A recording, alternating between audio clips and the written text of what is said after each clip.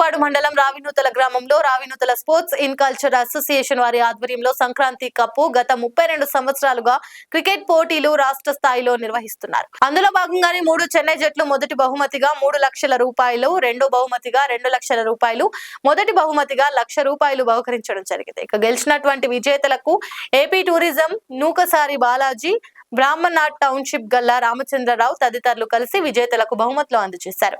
ప్రత్యేకంగా కవర్ చేసింది. ఈ సందర్భంగా పీపుల్ మీడియాకు ధన్యవాదాలు తెలిపారు.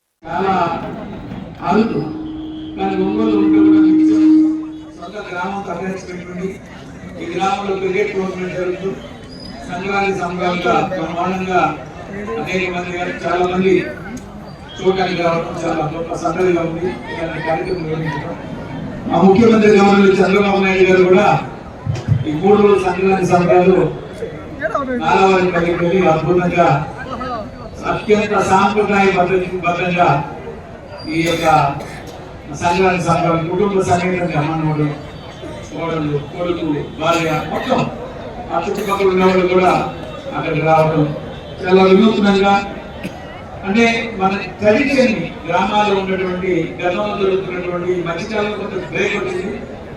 మనకు వచ్చినట్టు కల్చరల్ చేంజెస్ కొన్ని రకరకాల కారణంగా ట్రెడిషనల్ గా గ్రామాల్లో ఉన్నటువంటి పెద్ద పండుగలు లేదా కొన్ని ప్రాముఖ్యమైన పండుగలు ప్రాధాన్యత కోల్పోయే దశలో గత 5 సంవత్సరాలుగా మరలా ఒకసారిగా పాత సాంప్రదాయాలు, పాత పండుగలు, పాత పద్ధతులన్నీ కూడా పొందుకొని కొంచెం వినూత్నంగా తిరిగి వస్తున్నటువంటి దానికి పెద్దల గవర్నర్ చంద్రబాబు నాయుడు